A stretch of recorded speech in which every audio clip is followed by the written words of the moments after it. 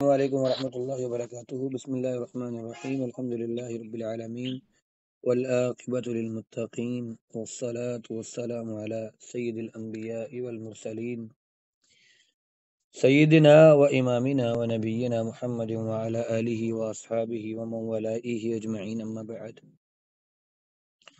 اصل میں آپ کی کلاس ہوتے ہوتے بھی دوسری کلاس لی جا سکتی ہے، کال بند اس لیے کی جاتی ہے تاکہ میں جو ریکارڈنگ کی ہوتی ہے اس کو سیو کر لیا جائے، کیونکہ اکثر ہو جاتا ہے کہ جب کال چل رہی ہوتی ہے اور ریکارڈنگ کو سیو کرنے کی کوشش کریں تو لازمی طور پر کوئی نہ کوئی خرابی آ جاتی ہے۔ جب میں آپ کو کہتا ہوں کلاس ختم کر دی گئی ہے تو کلاس فوری طور پر ایک بار چھوڑ دیا کریں تاکہ دوبارہ آسانی سے پھر کال مل جائے۔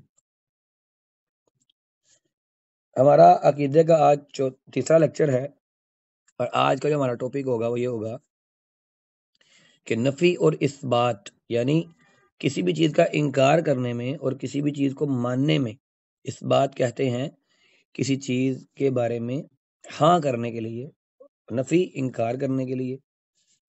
تو اس میں اہل سنت والجماعت کا طریقہ کار کیا ہے؟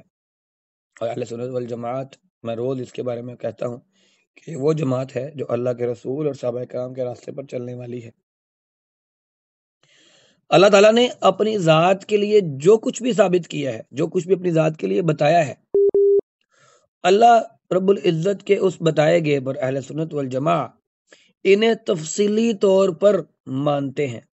مثال کے طور پر جیسا کہ اللہ تعالیٰ کا ارشاد مبارک ہے وَهُوَ السَّمِيعُ الْبَصِيرُ، اللہ تعالیٰ سننے والا ہے، اللہ تعالیٰ دیکھنے والا ہے۔ سورۃ شورا کے اندر بھی آتا ہے، قرآن کے اور مقامات پر بھی آتا ہے۔ اللہ تعالیٰ نے اپنی ذات کے لیے جو کچھ بیان کیا ہے، جو کچھ ثابت کیا ہے، یا اللہ کے رسول نے اللہ رب العزت کے لیے جو کچھ بتایا ہے یا جو کچھ ثابت کیا ہے، اہل سنت والجماعت انہیں منوعاً اسی طرح سے ہی مانتے ہیں، اسی طرح سے ہی ثابت کرتے ہیں۔ اور جو اللہ کے شایان شان ہے، اللہ رب العزت کی تمام صفات اسی طرح سے ہیں۔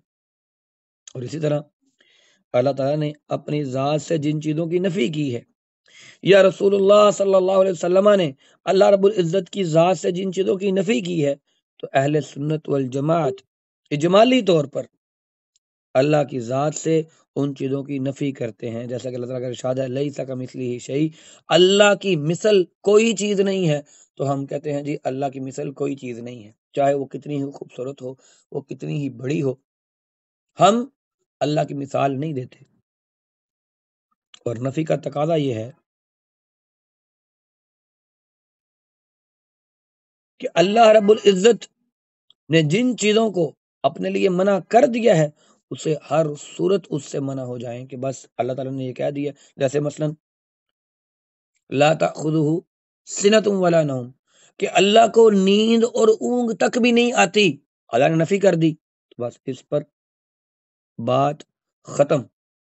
اللہ تعالیٰ نے جہاں بھی اپنی ذات سے نقائص اور عیوب کو اور اپنے خصائص میں سے کسی مخلوق کی شرکت کی نفی کی ہے تو اس کا لازم مفہوم یہ ہے کہ اس کے برعکس کمال کو اللہ کے لیے ثابت کیے جائے۔ اب دیکھیں اللہ تعالیٰ کہتا ہے کہ مجھے نیند نہیں آتی، اب مخلوق میں کوئی کھڑا ہو جائے کہ جی مجھے تو نیند نہیں آتی، نہیں، اللہ کو ہی اونگ اور نیند نہیں آتی، باقی پوری مخلوق کو اونگ اور نیند آتی ہے۔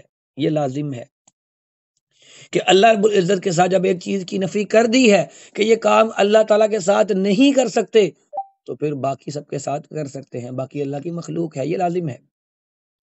اگر ہم یہ کہیں کہ اللہ تعالیٰ بے مثال ہے، اللہ کی کوئی مثال نہیں دی جا سکتی، تو مخلوق اس طرح سے بے مثال نہیں ہے جس طرح سے اللہ بے مثال ہے، مخلوق کی مثال دی جا سکتی ہے۔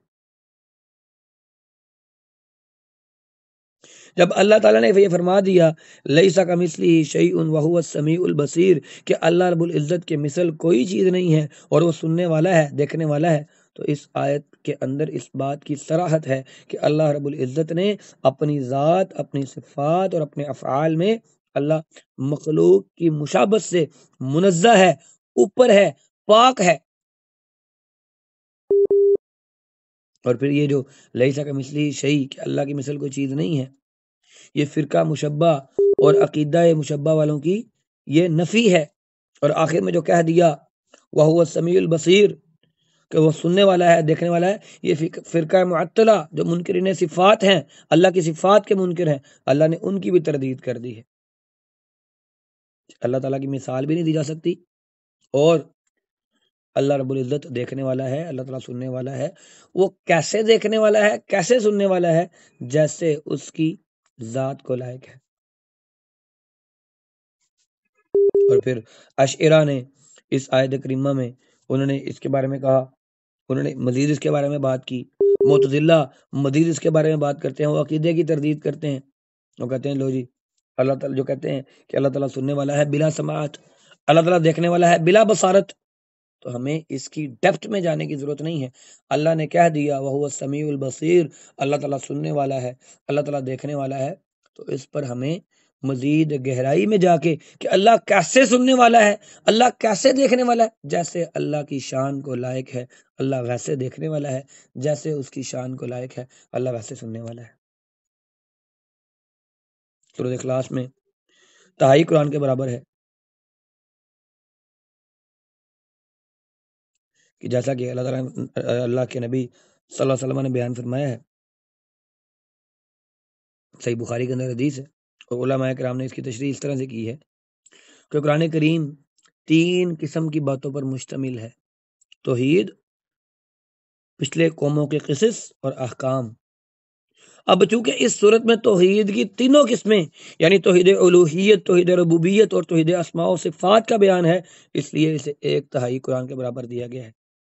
اور آیت الکرسی ایک عظیم آیت ہے، بلکہ قرآن کریم کی عظیم ترین آیت ہے، اور اس کی وجہ یہ ہے کہ یہ آیت کریمہ اللہ تعالیٰ کے اسماء الحسنہ اور صفات عالیہ پر مشتمل ہے، اور اس میں اللہ تعالیٰ کے ایسے عظیم اسماء اور صفات یکجا ہیں جو کسی دوسری آیت میں ایک ہی مقام پر نہیں ہے۔ تو جو آیت کریمہ ایسے عظیم معانی اور ایسے عظیم الفاظ پر مشتمل ہو، بلا شبہ وہ لائق ہے کہ وہ قرآن کی سب سے عظیم آیت قرار پائے۔ تو جن چیزوں کے اندر اللہ کی صفات کا، اللہ کے اسماء کا ذکر آیا، وہ قرآن میں عظیم ترین چیز بن گئی۔ تو اس لیے اللہ رب العزت کی مثال کے بارے میں یہ بات یاد رکھنی چاہیے کہ مخلوق کے ساتھ کبھی اللہ کی مثال نہیں دی جائے گی۔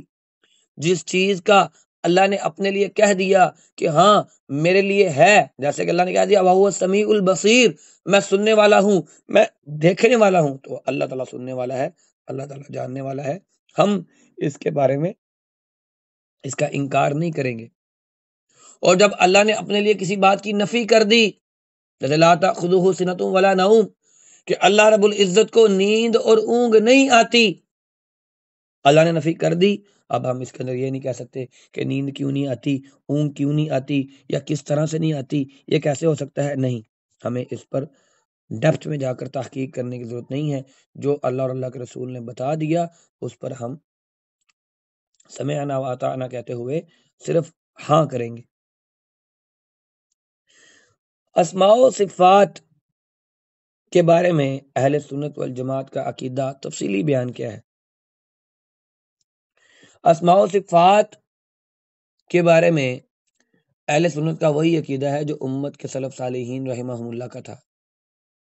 اہل سنت والجماعت تحریف، تعطیل، تکییف اور تمثیل کے بغیر ان تمام چیزوں پر ایمان رکھتی ہے جس کی اللہ رب العزت نے اپنی ذات کے بارے میں خبر دے دی ہے، یا اللہ کے رسول صلی اللہ علیہ وسلم نے اس کے بارے میں بتا دیا ہے۔ ہم تحریف نہیں کریں گے، یعنی اللہ کے ناموں کو تبدیل نہیں کر سکتے، اللہ کی کسی صفت کو ہم معطل نہیں کریں گے۔ تکییف، ہم اللہ رب العزت کی صفات پر کیفیت بیان نہیں کریں گے۔ تمثیل، اور ہم اللہ رب العزت کی ذات کے بارے میں کسی قسم کی کوئی مثال نہیں دیں گے، اور وہ اللہ تعالیٰ کی ذات پاک اور اس کی صفات کے بارے میں ایک ہی عقیدہ رکھتے ہیں۔ جو ہمارے سلف صالحین تھے وہ اللہ تعالیٰ کی ذات پاک کے بارے میں اور اس کی صفات کے بارے میں ایک ہی عقیدہ رکھتے ہیں۔ جو بات اللہ کی بذات کے بارے میں کہتے ہیں وہی اللہ کی صفات کے بارے میں کہتے ہیں۔ جس طرح اللہ کی ذات کے اس بات کی کیفیت لازم نہیں آتی، اسی طرح سے اس کی صفات کی بھی کیفیت یہ ثابت نہیں ہوتی۔ مثال کیا ہے؟ جیسے ہم نے کل ذکر کیا تھا کہ اللہ کے چہرے کا ذکر ہوا ہے۔ اب اللہ کا چہرہ ہے، یہ اللہ کی ذات ہے۔ اللہ کا ہاتھ کا ذکر ہے، اللہ کے پیر کا ذکر ہے، اللہ تعالیٰ کی پنڈلی کا ذکر ہے۔ ہم اس کی کیفیت بیان نہیں کریں گے کہ اللہ کا چہرہ کیسا ہے، اللہ کا ہاتھ کیسا ہے، اللہ کا پاؤں کیسا ہے، اللہ کی پنڈلی کیسی ہے۔ ہم اس کی کیفیت بیان نہیں کریں گے، اس پر مثال نہیں دیں گے۔ اور اسی طرح سے اللہ تعالیٰ سمیع ہے، بصیر ہے، اللہ قدیر ہے، اللہ قادر ہے، اللہ قیوم ہے، اللہ حی ہے، اللہ تمام تر عیوب سے پاک ہے۔ یہ اللہ کی صفات ہیں، ہم صفات کے بارے میں بھی مثال نہیں دیں گے۔ جو کیفیت ہماری اللہ کی ذات کے بارے میں عقیدہ ہے، وہی عقیدہ، وہی کیفیت ہماری اللہ کی صفات کے بارے میں بھی ہوگی۔ وہ سمیع کیسے ہے، جیسے اس کی شان کو لائق ہے۔ اس کا چہرہ کیسا ہے، جیسے اس کی شان کو لائق ہے۔ اس کا ہاتھ کیسا ہے، جیسے اس کی شان کو لائق ہے۔ وہ قدیر کس طرح سے ہے، جیسے اس کی شان کو لائق ہے۔ صفات اور ذات کے بارے میں ہمارا عقیدہ ایک ہی ہے۔